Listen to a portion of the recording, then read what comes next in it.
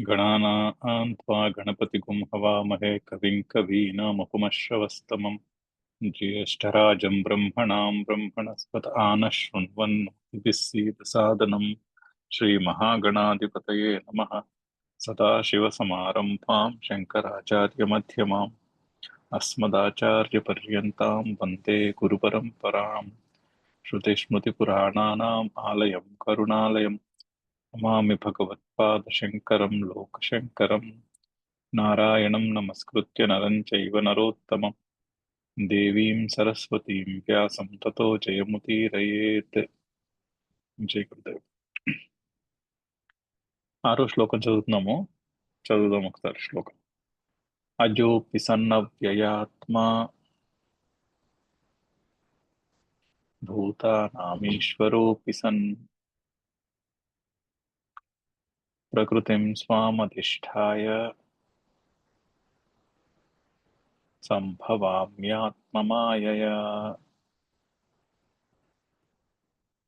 Okay. మరి ఈశ్వరుడు అంటే ప్రశ్న, ఒక ప్రశ్నకి, పొటెన్షియల్ ప్రశ్నకి సమాధానం. అయితే నావి బోల్డన్ని జన్మలు, నీవి కూడా బోల్డన్ని జన్మలు అని చెప్పాడు ముందు. బహూని మే వ్యతీత అని. తవ చాపి అర్జున జన్మాని తవ చ అర్జున అని చెప్పాడు. అంటే నాకు బోల్డ్ జన్మలు గడిచాయి, నీకు బోల్డ్ జన్మలు గడిచాయి. నాకు గుర్తుంటాయి కానీ నీకు గుర్తుండవు అని చెప్తున్నాడు. అయితే నేను ఈశ్వరుడిని అని కూడా చెప్పాడుగా ఎక్కడో. అయితే ఈశ్వరునకు జన్మ ఏమిటి అన్న ప్రశ్న. సో నిత్యమైనటువంటి ఈశ్వరునకు జన్మ, ధర్మాధర్మములకు బంధము ఉండదు కదా, మరొకప్పుడు జన్మ ఏమిటి? జీవుడైతే ధర్మాధర్మముల బంధములో చిక్కుకుని ఉంటాడు కాబట్టి అతనికి జన్మలు ఉంటాయి, అర్థమవుతోంది. మరి ఈశ్వరునికి జన్మలు ఏమిటి అన్న ప్రశ్నకు సమాధానము ఈ శ్లోకం వస్తోంది. సో అజహ అపి సన్ అవ్యయాత్మ భూతానాం ఈశ్వర అపి సన్.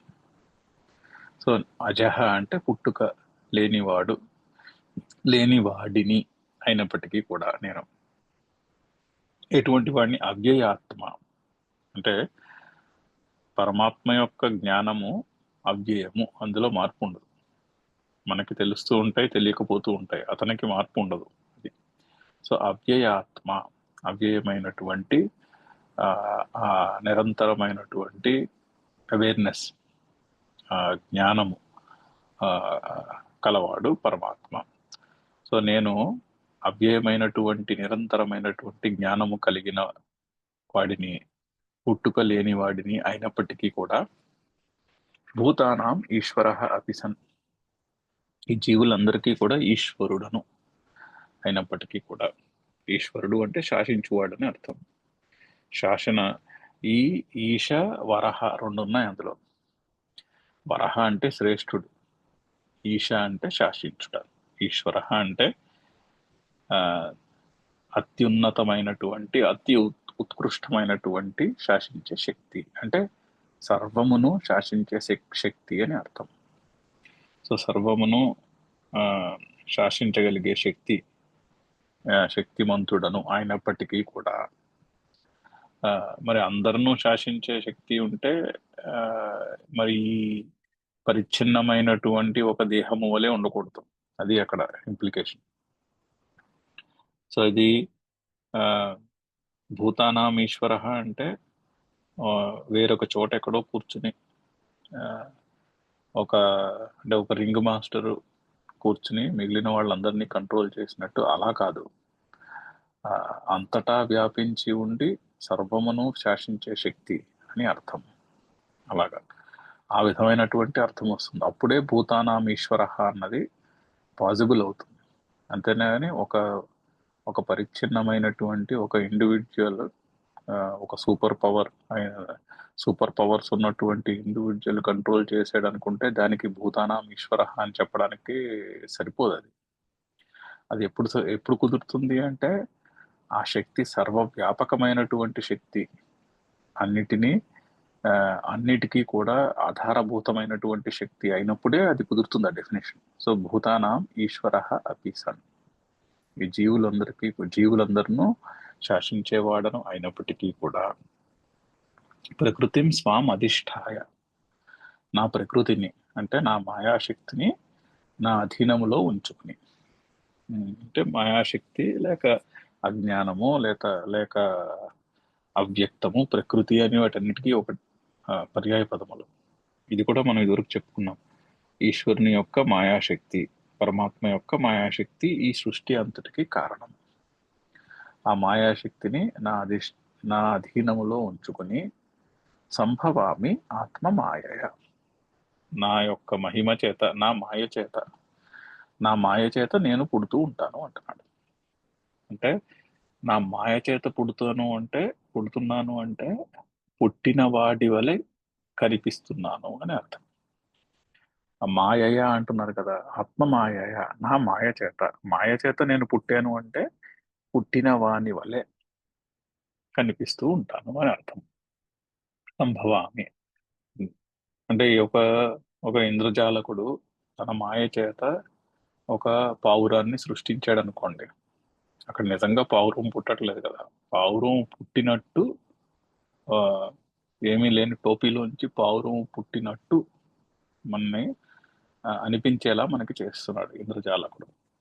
సో ఆ విధంగా చేస్తున్నాను. ఆ విధంగా నేను ఆ, ఒక పరిచ్ఛిన్నమైన వ్యక్తి వలె పుట్టినట్టు నా సొంత మాయ చేత నేను చేస్తూ ఉంటాను అని అర్థం.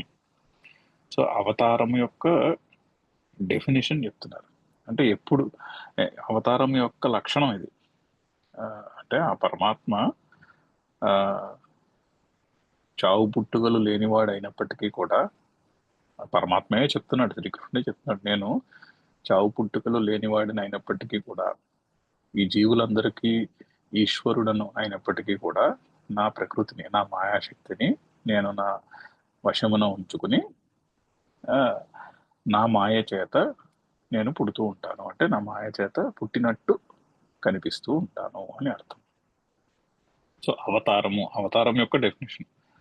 అవతారము అంటే అంటే కిందకి, అవతార అంటే కిందకి దిగి వచ్చుట అని అర్థం. అయితే కిందకి దిగి వచ్చుట అంటే ఇది ఫిజికల్ గా పైనుంచి కిందకి దిగి వచ్చాడని అనుకుంటే అది కుదరదు. ఎందుకంటే సృష్టి ఒక గోళము వలె ఉంటుంది, అందులోనూ పైగా భూగోళం తన చుట్టూ తను తిరుగుతూ ఉంటుంది. సో ఈ రోజు పైన ఉన్నది ఫిజికల్ గా, ఈ రోజు పైన ఉన్నది రేపు కింద ఉంటుంది.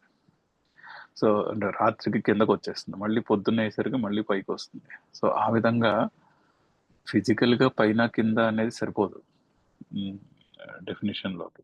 సో మరి ఇది ఏమిటి అంటే ఇక్కడ పైన తర్వాత వస్తుంది మనకి 15వ శ్లోకంలో ఊర్ధ్వమూలం అతశాఖ అని అర్థము అన్న శ్లోకం వస్తుంది.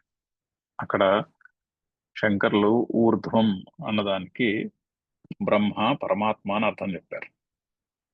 సో అంటే ఆ పరమాత్మ అయితే అంటే ఒక ఒక ఒక ఉత్కృష్టమైనటువంటి స్థితి నుంచి అని అర్థం. అంటే అన్న నిత్యము సర్వవ్యాపకము అయినటువంటి స్టేట్ నుండి ఒక లిమిటెడ్ ఇండివిజువల్ అనే స్టేట్కి దిగి వచ్చుట అని అర్థం అవతారం అంటే, కిందకి దిగుట అంటే. ఇంకొకటి కూడా మనము ఇదివరకు కూడా చెప్పుకున్నాము, ఇక్కడ లింక్ చేసుకోవాల్సింది ఏంటంటే ఈశ్వరుడు జీవుడు ఇద్దరికి తేడా ఏంటంటే రెండు కూడా ఇక్కడే ఉన్నాయి. ఒకే అంటే స్వామి వివేకానంద మంచి స్టేట్మెంట్ ఉంది, every human being is potentially divine. అంటే ప్రతి జీవుడు కూడా ఈశ్వరుడయ్యే శక్తి ఉంది, ఆ పొటెన్షియల్ అందరికీ ఉంది. తేడా ఏంటంటే జీవుని యొక్క పర్స్పెక్టివ్, దృష్టికోణము లిమిటెడ్గా ఉంటుంది. నేను ఫలానా, ఇది నాది అనేటటువంటి దృష్టికోణము ఉంటే అది జీవుడు. అంటే ఈ శరీరము నేను, ఈ శరీరము మనసు బుద్ధి యొక్క సంఘాతము నేను అని బుద్ధి నిశ్చయము ఉంటే అతడు జీవుడు. ఆ బుద్ధి నిశ్చయం లేనివాడు అంటే ఈ మనసు బుద్ధి మనోబుద్ధి అహంకార చిత్తాన్ని నా అహం శివోహం అనేటటువంటి ఎక్స్పీరియన్స్ ఉంటే అతనే ఈశ్వరుడు. సో ఆ జీవుడు ఈశ్వరుడు ఇద్దరూ ఇక్కడే ఉన్నారు. ఓకే, ప్రతి జీవిలోనూ కూడా ఈశ్వరుడయ్యే పొటెన్షియల్ ఉంది. ఈ శ్లోకం అందరూ కూడా చెప్పగలుగుతారు. ఇప్పుడు నేను ఒక పరిచ్ఛిన్నమైనటువంటి వ్యక్తిని కాదు అన్న అనుభవము కలిగిన రోజున ఈ శ్లోకం అందరూ చెప్పగలుగుతారు. సో అవతారము అంటే నేను పరిచ్ఛిన్నమైన వ్యక్తిని కాదు అన్న స్టేట్ నుండి నేను ఒక పరిచ్ఛిన్నమైన వ్యక్తిని అగుట అనేదానికి అవతారం అని పేరు. సో సో దాన్నే ఇక్కడ శ్రీకృష్ణుడు ఈ శ్లోకంలో చెప్తున్నాడు. అజహ అపి సన్ అవ్యయాత్మ, నేను అవ్యయమైనటువంటి జ్ఞానము గల పుట్టుక లేనివాడిని అయినప్పటికీ కూడా, భూతానాం ఈశ్వర అపి సన్, జీవులందరికీ ఈశ్వరుడు అయినప్పటికీ కూడా, ప్రకృతిం స్వాం అధిష్టాయ, నా మాయాశక్తిని నేను వశము చేసుకుని, నా వశములో ఉంచుకుని, వశములో ఉంచుకుని, ఆత్మమాయ సంభవామి, నా మాయ చేత నేను పుట్టినట్టు కనిపిస్తూ ఉంటాను. దీనికి భాష్యాన్ని చదువుతున్నాం మనం. ఇక్కడ దాకా వచ్చామంటే, ప్రకృతిం స్వాం మమ వైష్ణవీం మాయాం త్రిగుణాత్మికాం, అక్కడ దాకా వచ్చాం. సో అక్కడ ఆ మాయాశక్తికి వైష్ణవీ మాయా అని అంటున్నారు. అంటే విష్ణు పదము విష్ణువునకు సంబంధించినది అని అర్థం. విష్ణువునకు సంబంధించినది కాబట్టి వైష్ణవి అయింది. మరి విష్ణువు అంటే ఇదివరకు కూడా చెప్పుకున్నాం, విష్ణువు అంటే సర్వవ్యాపకమైనటువంటి శక్తి. సర్వవ్యాపకమైనటువంటి తత్వం ఏదైతే ఉందో దానికి విష్ణువు అని పేరు. దేవేష్టి ఇది విష్ణువు, అంతటా వ్యాపించి ఉన్నది కాబట్టి, వ్యాపనశీల విష్ణువు అంటే అంతటా వ్యాపించి ఉన్నది కాబట్టి ఆ తత్వమునకు విష్ణువు అని పేరు. సో ఈ మాయాశక్తి అంతటా వ్యాపించి ఉన్నది అని, ఆ అంతటా అంతటా వ్యాపించి ఉన్న విష్ణువునకు చెందినది, అందుకని వైష్ణవీ మాయా అని పేరు. సో వైష్ణవీం మాయాం త్రిగుణాత్మికాం యస్యాహ వశే సర్వం జగత్ వర్తతే, ఆ మాయాశక్తి యొక్క వశములో ఈ జగత్తంతా ఉన్నది. ఇదివరకు కూడా మనం చెప్పుకున్నాము, మాయాశక్తి నుంచి సమష్టి బుద్ధి మహత్ అంటారు. అంటే ఈ సృష్టిలో ఉన్నటువంటి total intelligence, total cosmic intelligence, దానికి మహత్ అని పేరు. సో మాయాశక్తి నుంచి మహత్తు నుంచి అహంకారం నుంచి పంచమహాభూతములు ఒకవైపు, మళ్ళీ అహంకారం నుంచి మనస్సు, ఇంద్రియములు, పంచ జ్ఞానేంద్రియములు, పంచ కర్మేంద్రియము, అది సృష్టి యొక్క క్రమము. సో మాయాశక్తి నుంచి ఈ జగత్తంతా ఉద్భవించినది. సో యస్యాహ వశే సర్వం జగత్ వర్తతే. లాస్ట్ టైం మనము విత్తనం యొక్క ఎగ్జాంపుల్ చెప్పుకున్నాం. మామిడికాయ టెంక్ ఉందనుకోండి, టెంక బద్దలు కొడితే లోపల ఏముండదు, ఖాళీగా ఉన్నట్టు అనిపిస్తుంది. దానికే అవ్యక్తము అని పేరు, దానికే మాయాశక్తి అని కూడా పేరు. కానీ ఆ అవ్యక్తమైనటువంటి ఆ ఖాళీలో పెద్ద చెట్టు దాన్ని పాతితే దాని నుంచి మొలక నుంచి చెట్టు మొక్క నుంచి చెట్టు నుంచి కొన్ని వేల పళ్ళు ఇస్తుంది కొన్ని సంవత్సరాలలో. అంత ఇంటెలిజెన్స్ ఉంది అందులో. మళ్ళీ ప్రతి పండులోనూ టెంకలో ఆ అవ్యక్తము, అందులో ఇంకొక చెట్టు వచ్చేటటువంటి ఇంటెలిజెన్స్, అంత ఇంటెలిజెన్స్ అక్కడ దాగి ఉన్నది. సో మరి ఈ మామిడి చెట్టు యొక్క ప్రపంచం ఏదైతే ఉందో దానన్నిటికీ మూలం ఏమిటి, దేని కంట్రోల్లో ఉంది అంటే ఆ టెంకలో ఉన్నటువంటి అవ్యక్తమైన శక్తిలో ఉంది. యస్యాహ వశే సర్వం జగత్ వర్తతే. అలాగే కూడా ఈ జగత్ అంతటికీ కూడా మూలము ఒక అవ్యక్తమైన అన్మానిఫెస్ట్ మాయాశక్తిలో ఉన్నది. ఆ మాయాశక్తి వశములోనే ఈ జగత్తంతా ఉన్నది. మన వశములో ఏం లేదు, ఈ జగత్తులో పుట్టే వస్తువులు ఏమి మన వశములో లేవు, ఆ మాయాశక్తి యొక్క వశములో ఉన్నవి. అంటే ఈ జగత్తులో సృష్టింపబడే ప్రతి వస్తువునకు కోడ్ ఎక్కడుంది, దానికి ఆ ఇంటెలిజెన్స్ అవ్యక్తమైనటువంటి మాయాశక్తిలో ఉంది. అది అర్థం. యస్యాహ వశే సర్వం జగత్ వర్తతే, అది మాయాశక్తి యొక్క క్యారెక్టరిస్టిక్. ఆ తర్వాత చదువుదాము, అక్కడి నుంచి చదువుదాము. యయా మోహితం సత్ స్వమాత్మానం వాసుదేవం న జానాతి स्वमात्मानं वासुदेवं न जानाति తాం ప్రకృతిం त्वां प्रकृतिं స్వాం అధిష్టాయ వశీకృత్య. स्वाम् अधिष्ठाय वशीकृत्य. సో ఈ ఈ మాయాశక్తి యొక్క వశములో జగత్తంతా ఉంది ఒకటి. రెండవ విషయము యయా మోహితం సత్ స్వం ఆత్మానం వాసుదేవం న జానాతి. ఈ మాయాశక్తి చేత మోహింపబడిన వాడు ఈ అజ్ఞానము చేత, అంటే ఎటువంటి అజ్ఞానము, నేను ఫలానా అనే అజ్ఞానము, అది మాయాశక్తి నుంచి పుట్టుకొస్తుంది. మాయాశక్తి నుంచి అహంకారము, అహంకారము నుంచి మనస్సు, జ్ఞానేంద్రియములు, కర్మేంద్రియములు పుడతాయి. సో నేను ఫలానా, నేను చేస్తున్నాను అనేటటువంటిది కూడా మాయాశక్తి నుంచి పుట్టినటువంటిదే. అంటే అది దానికే అజ్ఞానం అని కూడా పేరు.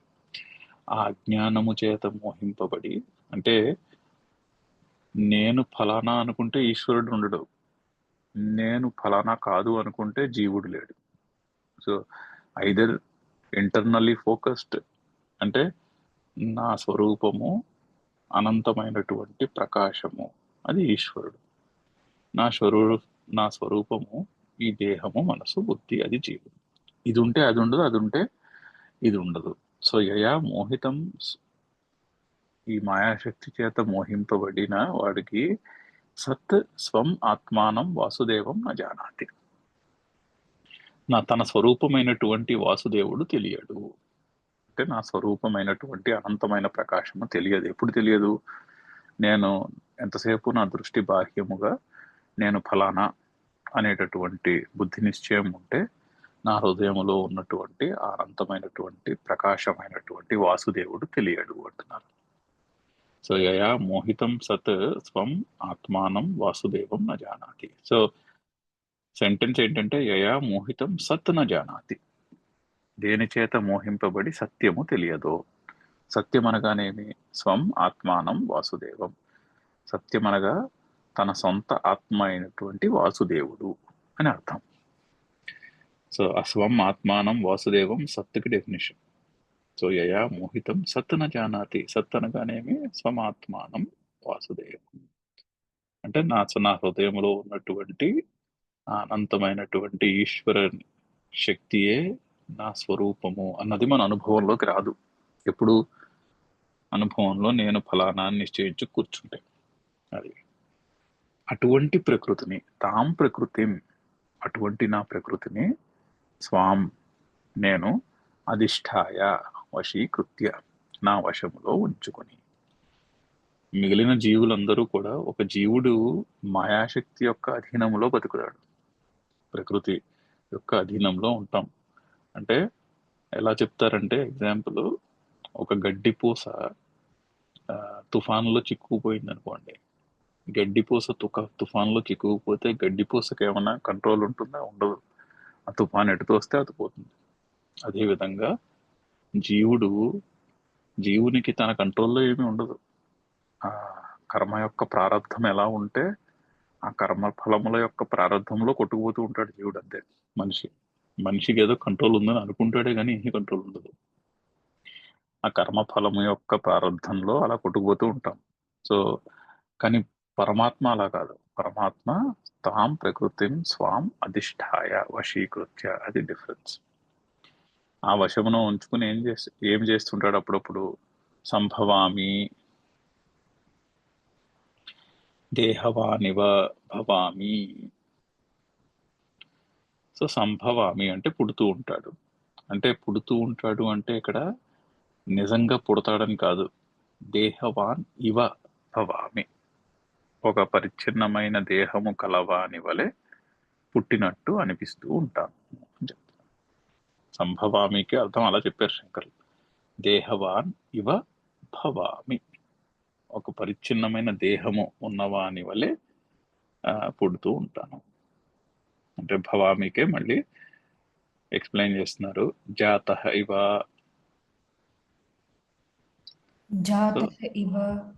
ఒక పరిచ్ఛిన్నమైన దేహము అంటే ఒక లిమిటెడ్ ఇండివిజువల్ గా పుట్టినట్టు నా సొంత మాయాశక్తి చేత నేను, అంటే నా సొంత మహిమ చేత నేను పుట్టినట్టు కనిపిస్తూ ఉంటాను.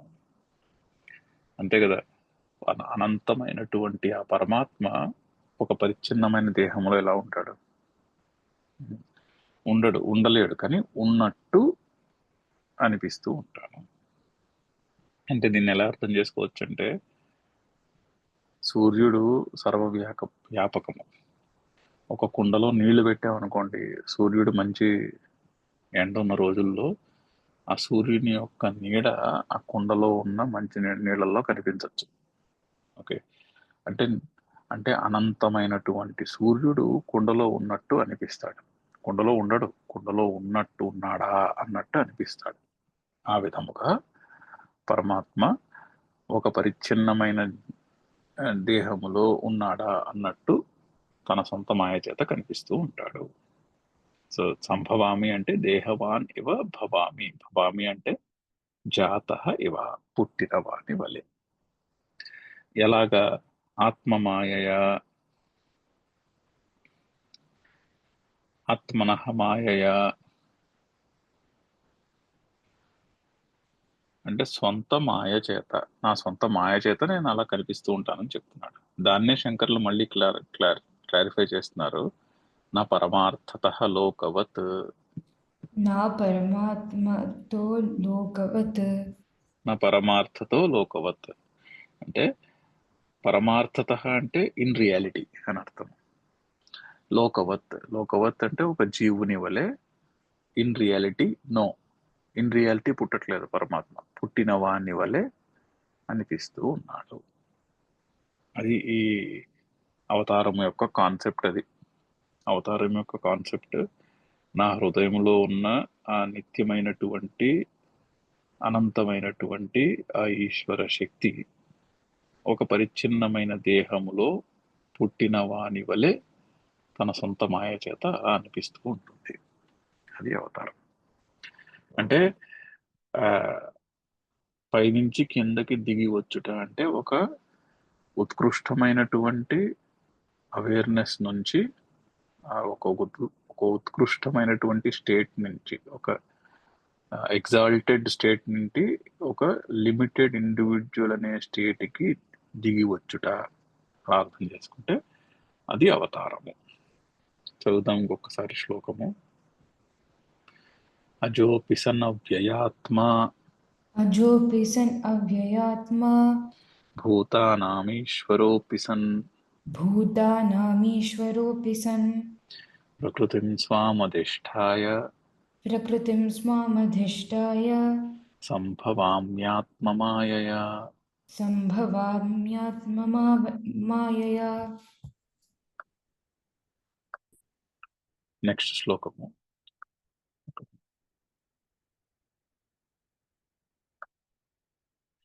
యదా యదా హి ధర్మస్య యదా యదా హి ధర్మస్య గ్లానిర్భవతి భారత గ్లానిర్భవతి భారత అభ్యుత్థానమధర్మస్య అభ్యుత్థానమధర్మస్య తదాత్మానం సృజామ్యహం. తదాత్మానం సృజామ్యహం. చాలా పాపులర్ శ్లోకము. అయితే అవతారిక దానికి తచ్చ జన్మ కదా తచ్చ జన్మ కదా కిమర్థం చ ఇతి కిమర్థం చ ఇతి ఉచ్యతే. ఉచ్యతే. సో ముందు శ్లోకంలో అవతారం యొక్క లక్షణం చెప్పారు. అయితే ఆ జన్మ, తజ్జన్మ, ఆ జన్మ కదా, ఎప్పుడు ఎప్పుడు జరుగుతుంది? సంభవామి ఆత్మమాయ అంటున్నారు కదా. అయితే టైమింగ్ ఏమిటి? దాని యొక్క టైమింగ్, పైగా దాని ప్రయోజనం ఏమిటి? కిమర్థం, ఎందుకు జరుగుతూ ఉంటుంది అలాగా అని రెండు ప్రశ్నలు రావచ్చు. ఆ ప్రశ్నలకి సమాధానము ఈ శ్లోకము. అయితే యదా యదా, ఎప్పుడెప్పుడైతే ధర్మస్య గ్లాని, ధర్మము యొక్క గ్లాని. గ్లాని అంటే నీరసం, నీరసపడిపోవడం అని అర్థం. అంటే ఉత్సాహం తగ్గిపోవట. యదా యదా హి ధర్మస్య గ్లాని భవతి భారత అభ్యుత్థానం అధర్మస్య. అభ్యుత్థానం అంటే ప్రగతి. దేనికి ప్రగతి? అధర్మస్య ప్రగతి. తదా ఆత్మానం సృజామి అహం అహం సృజామి. ఇక్కడ కూడా సృజామి ఆ, ఉత్తమ పురుషులో ఉంది. నన్ను నేను సృష్టించుకుంటూ ఉంటాను అంటున్నాడు. అలాగే ముందు కూడా సంభవామి, అది కూడా ఉత్తమ పురుషులోనే. అక్కడ కూడా అహం, నన్ను అని, నేను పుడుతూ ఉంటాను ఆరు పుట్టిన వాని వలె కనిపిస్తూ ఉంటాను అని ఉత్తమ పురుషులో చెప్పారు. ఇక్కడ ఉత్తమ పురుషులోనే చెప్తున్నారు. ముందు శ్లోకంలో అహం లేకపోయినా అహం పెట్టుకోవాలి అక్కడ. ఇక్కడ కూడా ఉంది. సో ఎప్పుడు పుడతాను నేను? ఎప్పుడెప్పుడైతే ధర్మము యొక్క గ్లాని అంటే నీరసించిపోవుట. అయితే ధర్మం నీరసించిపోవడం ఏమిటి? ధర్మాధర్మములు అమూర్తములు కదా, అవి ఫార్ములెస్ అయినది నీరసించిపోవడం ఏమిటి అంటే ధర్మమును పాటించేవాడు నీరసించిపోవటం. అంటే ధర్మ శబ్దమునకు ధర్మి అనే అర్థం తీసుకోవాలి. ధర్మము అంటే ధర్మమును పాటించువాడు అని అర్థం. అంటే ధర్మమును పాటించే వారికి నీరసం వస్తుంది. అంటే ధర్మాన్ని పాటించటంలో ఉత్సాహము తొలగిపోతుంది. ఇప్పుడు ఒక ఆఫీస్లో, అంటే ఇదివరకు గవర్నమెంట్ ఆఫీసుల్లో చూసేవాళ్ళం, ఇప్పుడు కూడా చూస్తూ ఉంటాం. ఒక కరప్ట్ గవర్నమెంట్ డిపార్ట్మెంట్ ఉందనుకోండి, అక్కడ అందరూ కరప్ట్, అందరూ లంచాలు తీసుకునే వాళ్ళే. అందులో ఎవడో ఒకళ్ళు ఇద్దరు ఉంటారు లంచాలు తీసుకునే వాళ్ళు. కాకపోతే వాళ్ళు ఈ లంచాలు తీసుకునే వాళ్ళతో ఏం దెబ్బలాడరు, ఎందుకంటే వాళ్ళకి ఏం ప్రయోజనం లేదని తెలుసు. అది ధర్మస్య గ్లానిహి అంటే. వాళ్ళు ఒకళ్ళు ఇద్దరు ధర్మంగా చేసుకునే వాళ్ళు ఉంటారు, న్యాయబద్ధంగా చేసేవాళ్ళు ఉంటారు. కాకపోతే వాళ్ళల్లో ఆ న్యాయబద్ధంగా పనిచేయుటకు ఉత్సాహం తగ్గిపోతుంది. వాళ్ళు పట్టించుకున్నట్టు ఊరుకుంటారు. అది ధర్మస్య గ్లానిహి అంటే. ఎందుకంటే ఈ చుట్టూరే ఇదంతా ఇలాగే అయిపోతుందని చెప్పి ఇంకా వాళ్ళు ఏం చేయలేక కామ్గా ఊరుకుంటారు. దానికి ధర్మస్య గ్లానిహి అని అర్థం. ఇప్పుడు మనము కొన్ని ట్రాఫిక్ లైట్లలో కూడా చూస్తాం ఇటువంటి సిచ్యువేషన్. ట్రాఫిక్ లైట్ రెడ్ అవుతోంది కదా అని మనం స్లో అయ్యామనుకోండి, ఆ చుట్టుపక్కల వెనకాల వచ్చిన వాళ్ళు, పక్కన వచ్చిన వాళ్ళు కూడా గబగబా హార్న్లు కొట్టేసి హడావిడి పెట్టేసి వాళ్ళు దాటుకుని వెళ్ళిపోతారు. అలాగా 2-3 సార్లు అయింది అనుకోండి, ఒక పర్టికులర్ జంక్షన్ లో 2-3 సార్లు మీరు డ్రైవ్ చేస్తున్నప్పుడు ఆ ఎక్స్పీరియన్స్ జరిగింది అనుకోండి, 5వ సారో 6వ సారి మీరు అటు వెళ్ళినప్పుడు మీరు కూడా ఆగరు. ఇక్కడ ఇది అంతేలే, ఇక్కడ కూడా పట్టించుకోవడం, మనం కూడా వెళ్ళిపోతాం ముందుకి. దానికి ధర్మస్య గ్లానిహి అని పేరు. ధర్మస్య గ్లాని అంటే అది. సో ధర్మమును పాటించే వారికి నీరసం వస్తుంది. అంటే ఆ ధర్మాన్ని పాటించడంలో ఉత్సాహం చనిపోతుంది. ఎప్పుడెప్పుడైతే అలా అవుతుందో ఓ భారత, ఓ అర్జున, అలా జరిగి అభ్యుత్థానం అధర్మస్య, అధర్మానికి ప్రగతి. అంటే అధర్మంగా ఉండేవాడికి బోల్డ్ అంత సక్సెస్, అపరెంట్ సక్సెస్ సొసైటీలో, వాళ్ళకే ప్రగతి వస్తుందా అన్నట్టు కనిపిస్తుంది. అలా జరిగినప్పుడు, అలా ఎప్పుడెప్పుడైతే జరుగుతుందో తదా ఆత్మానం అహం సృజామి, అప్పుడప్పుడు నన్ను నేను సృష్టించుకుంటూ ఉంటాను. అంటే ఇప్పుడు మనసులో ప్రశ్న రావచ్చు, మరి ఇప్పుడు రాలేదు కదా అని ప్రశ్న రావచ్చు. అప్పుడు ఏం చెప్తారంటే మహాత్ములు, ఇంకా ఆ శ్లోకంలో చెప్పినంత ధర్మం పూర్తిగా నశించిపోలేదు. పూర్తిగా నశించిపోయిన రోజుని గ్యారంటీగా శ్రీకృష్ణుడు లాంటి వాడు ఒకడు వస్తాడు అని దాన్ని చెప్తారనమాట సమాధానం. అంటే ఇంకా ప్రస్తుతానికి మనం ఇలా మంచి మాటలు ఏవో చెప్పుకుంటుంటే ఎవరు మన ఏమో అనట్లే కదా. కానీ ఎప్పుడో ఓ రోజు రావచ్చు, ఈ భగవద్గీత పాఠం చెప్పినా కూడా రాళ్ళు వేసి కొట్టేటంత రోజు రావచ్చు. అలాంటి రోజు వస్తే అప్పుడు గ్యారంటీగా శ్రీకృష్ణుడు లాంటి వాడు ఒకడు వస్తాడు అలా చెప్తారు. లేదా మనము చుట్టుపక్కల చూస్తే ప్రతి జనరేషన్లోనూ కూడా అవతార పురుషులు ఉంటూనే ఉంటారు. ఇప్పుడు గురుదేవులు, స్వామి వివేకానంద, ఇలాంటి వాళ్ళందరూ కూడా, రమణ మహర్షి, ఇలాంటి వాళ్ళు ప్రతి జనరేషన్లోనూ ఉంటారు. వాళ్ళందరూ కూడా అవతార పురుషులు. ఎగ్జాక్ట్లీ మహాభారతం సిచ్యువేషన్ లాంటి అంత అంత దాన్ని ఏమంటారు, అంత ఇంటెన్స్ సిచ్యువేషన్ కాకపోయి ఉండొచ్చు, బట్ అవతార పురుషులు వాళ్ళందరూ కూడా. సో అలా కూడా సమాధానం మనం చెప్పుకోవచ్చు. బట్ ఎగ్జాక్ట్లీ మీకు శ్రీకృష్ణుడు లాంటి క్యారెక్టర్ సిచ్యువేషన్ ఉండాలంటే ధర్మం పాటించే వాళ్ళకి పూర్తి నీరసం వచ్చేసేయాలి. ఇంకెక్కడా కూడా ఎవ్వరూ కూడా ధర్మాన్ని పాటించే ఓపిక లేకుండా ఉండాలి. అలాంటి రోజున గ్యారంటీగా ఒకడు పుడతాడు, ఒకడు శ్రీకృష్ణుడు అంతటి స్టేట్కి ఎదుగుతాడు. ఒకడు ఆ సిచ్యువేషన్ని కరెక్ట్ చేయడానికి ఒకడు మాత్రము ఆ స్టేట్కి ఎదుగుతాడు అని అర్థం. అంటే నాకేమనిపిస్తుంది అంటే దీన్ని కరెక్ట్గా అర్థం చేసుకోవాలంటే, నిజంగా టఫ్ సిచ్యువేషన్ వచ్చినప్పుడు, అంటే ఇంగ్లీష్లో ఒక స్టేట్మెంట్ ఉంది, when the situation gets tough the tough get going అని. అంటే సిచ్యువేషన్ బాగా టఫ్ అయిపోయినప్పుడు అప్పుడు లోపల నుంచి ఆ శక్తి పుట్టుకొస్తుంది. మన ఎక్స్పీరియన్స్లో ఉండే ఉంటుంది మన జీవితంలో. అటువంటి ట్రాన్స్ఫర్మేషన్ ఒక్కోసారి జరుగుతుంది. ఎప్పుడు ఇంకా పరిస్థితి పూర్తిగా విషమించిపోవాలన్నమాట. పూర్తిగా విషమించిపోయినప్పుడు ఆ షార్ప్నెస్ ఆఫ్ ఇంటలెక్ట్ ఉంటే, బుద్ధిలో ఆ చురుకుదనం ఉంటే, పరిస్థితి పూర్తిగా విషమించిపోయిన రోజుని ఆ పరిస్థితిని దాటగల శక్తి కూడా అక్కడి నుంచి పుట్టుకొస్తుంది. అప్పుడు శక్తి పుట్టుకొస్తుంది లోపల నుంచి. ఆ డిటర్మినేషన్, ఆ శక్తి పుట్టుకొస్తాయి. దానికి చెప్తున్నటువంటి అదే ప్రాసెస్ని చెప్తున్నారు ఈ శ్లోకంలో అని నాకు అనిపిస్తుంది. పరిస్థితులు బాగా విషమించినప్పుడు ఒక మనిషికి ఆ ట్రాన్స్ఫర్మేషన్ వస్తుంది. ఆ పరిస్థితిని ఎదుర్కొని దాటగలిగే ట్రాన్స్ఫర్మేషన్ వస్తుంది. సో యదా యదా ధర్మస్య గ్లానిః భవతి భారత ఓ అర్జున, అధర్మస్య అభ్యుత్థానం భవతి. అధర్మమునకు బాగా ప్రగతి వస్తుందో తదా ఆత్మానం అహం సృజామి, అప్పుడు నన్ను నేను సృష్టించుకుంటూ ఉంటాను. చదువుదాము, శంకరుల భాష్యం చదువుదాం.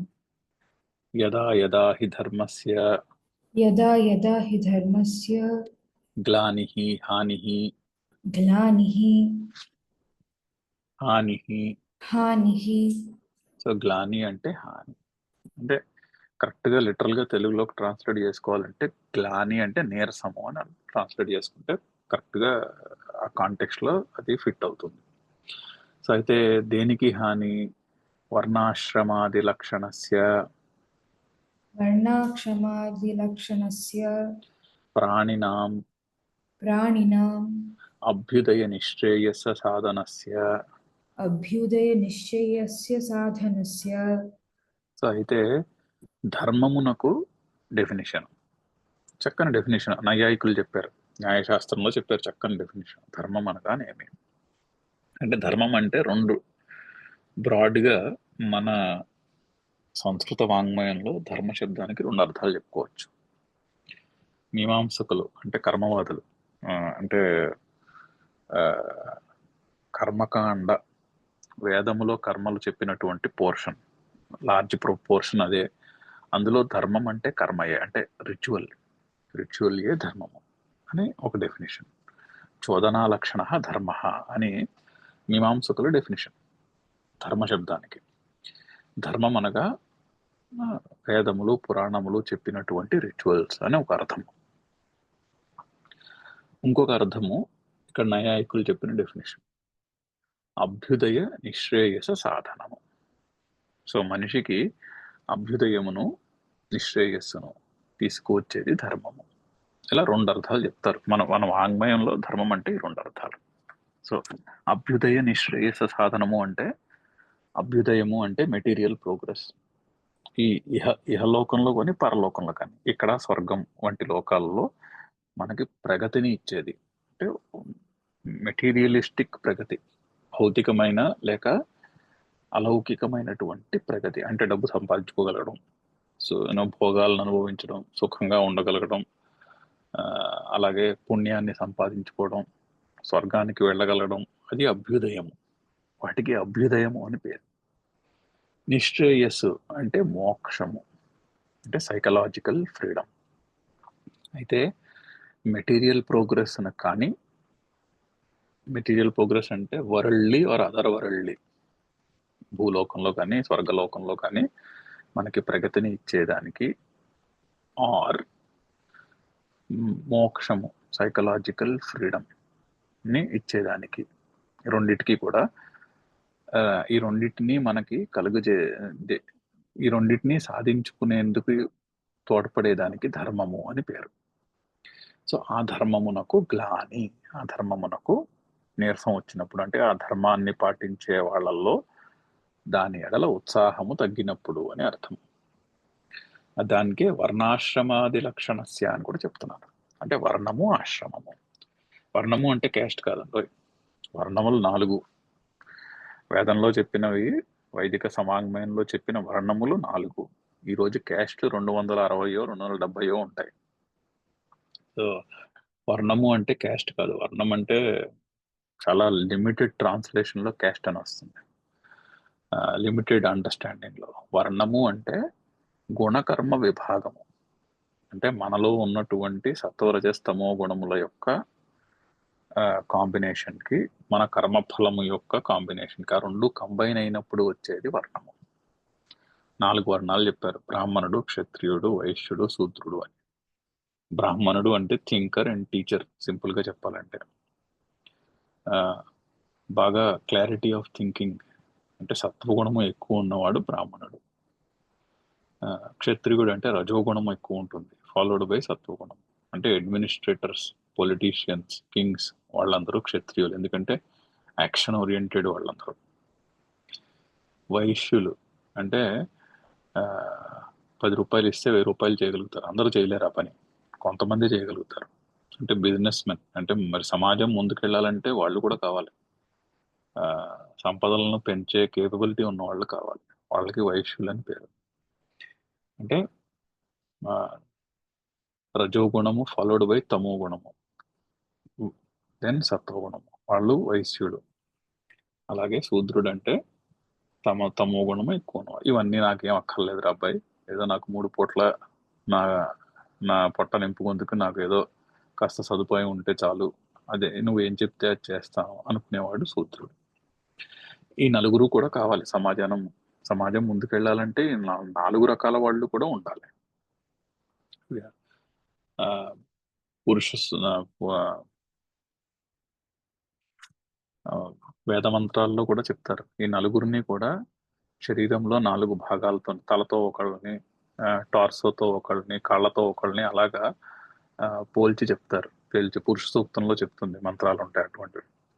అలాగా నలుగురు కూడా కావాలి ముందుకెళ్ళాలంటే. ఆ, సో దానికి వర్ణాశ్రమాది లక్షణస్య. ఆశ్రమము అంటే స్టూడెంటా, గృహస్థ, ఆ, ఆ, గృహస్థకిని రిటైర్మెంట్కి ట్రాన్సిషన్లో ఉన్నారా, రిటైర్డా, అంటే సన్యాసుల అని లైఫ్ స్టేజ్ని బట్టి వాళ్ళకు ఉన్నటువంటి ఆ, గుణములు, సత్వరజస్తమో గుణముల యొక్క కాంబినేషన్ని బట్టి వచ్చేదానికి వర్ణాశ్రమములని పేరు. ఆ వర్ణాశ్రమాలను బట్టి వాళ్ళు చేయవలసిన డ్యూటీస్ ఉంటాయని అర్థము. వర్ణాశ్రమాది లక్షణస్య, ఆ డ్యూటీస్ని అనుగుణంగా అభ్యుదయ నిశ్రేయస సాధనములు అవుతాయి అవి. అది అక్కడ కనెక్షన్. సో వర్ణాశ్రమాది లక్షణస్య ప్రాణినాం అభ్యుదయ నిశ్రేయస సాధనస్య ధర్మ. ధర్మ శబ్దానికి వచ్చినటువంటి ఎక్స్ప్లెనేషన్ అది. అధర్మస్య షష్ఠిలో ఉంది, వర్ణాశ్రమాది లక్షణస్య షష్ఠిలో ఉంది, ప్రాణినాం అభ్యుదయ నిశ్రేయస సాధనస్య 3 షష్ఠిలో ఉన్నాయి. సో 3 కూడా, ఆ 2 కూడా ధర్మ శబ్దానికి విశేషణములు, అంటే దాని డెఫినేషన్ అనమాట. భారత, నెక్స్ట్ భారత అభ్యుత్థానం ఉద్భవ ఉద్భవ ఉద్భవః అధర్మస్య. అధర్మస్య. అభ్యుత్థానం అంటే ఉద్భవము, అంటే ప్రగతి. అభ్యుత్థానం ఉద్భవ అధర్మస్య, అధర్మము యొక్క ప్రగతి, అంటే అధర్మాన్ని పాటించే వాళ్ళలో ఉత్సాహం ఎప్పుడైతే నిండిపోతుందో, ధర్మాన్ని పాటించే వాళ్ళలో నిరుత్సాహం ఎప్పుడైతే నిండిపోతుందో, తదా ఆత్మానం సృజామి, ఆత్మానం స్వజామి. నేను నన్ను పుట్టించుకుంటాను. దానికి చిన్న కనెక్షన్ పెడుతున్నారు, అహం మాయయా. అహం మాయయా. సో ముందు శ్లోకంలో సంభవామి ఆత్మ మాయయా అని చెప్తున్నారు కదా, ఆ మాయయ ఇక్కడ కూడా పెట్టుకోవాలి. నేను నా మాయ చేత, అంటే నేను నా మాయ చేత పుట్టిన వాని వలె అనిపిస్తూ ఉంటాను. అది సెటిల్ చేసుకోవాలి ముందు, ఆ మాట, ఆ శ్లోకాన్ని సెటిల్ చేసి పెట్టుకోవాలి బుర్రలో. మాయయ అంటే పుట్టిన వాని వలె అనిపిస్తూ ఉంటాను. సో ఆ అనంతమైనటువంటి పరమాత్మ, ఆ శక్తి ఒక పరిచ్ఛిన్నమైన దేహములో పుట్టినదా అన్నట్టు అనిపిస్తూ ఉంటుంది. అంటే దానికే ఆ మాయయ అన్నది ఇక్కడ కూడా యాడ్ చేసుకోమంటున్నారు. నేను నా మాయ చేత అలా పుట్టిన వాని వల్లే కనిపిస్తూ ఉంటాను. ఎప్పుడెప్పుడైతే ధర్మాన్ని పాటించే వాళ్ళలో నిరుత్సాహము పెరిగిపోయి, నిండిపోయి, అధర్మాన్ని పాటించే వాళ్ళలో విపరీతమైన ఉత్సాహం నిండిపోతుందో అప్పుడప్పుడు నన్ను నేను పుట్టిన వాని వలె నేను కనబడుతూ ఉంటాను అని ఆ, అనే ఆ శ్లోకం యొక్క అర్థం. చదువుదాం శ్లోకము. యదా యదా హి ధర్మస్య यदा यदा हि धर्मस्य గ్లానిర్భవతి భారత ग्लानिर्भवति भारत అభ్యుత్థానమధర్మస్య अभ्युत्थानमधर्मस्य తదాత్మానం సృజామ్యహం. तदात्मानं सृजाम्यहम्। ఓం పూర్ణమదః పూర్ణమిదం పూర్ణాత్ పూర్ణముదచ్యతే పూర్ణస్య పూర్ణమాదాయ పూర్ణమేవావశిష్యతే. ఓం శాంతి శాంతి శాంతి. హరి ఓం.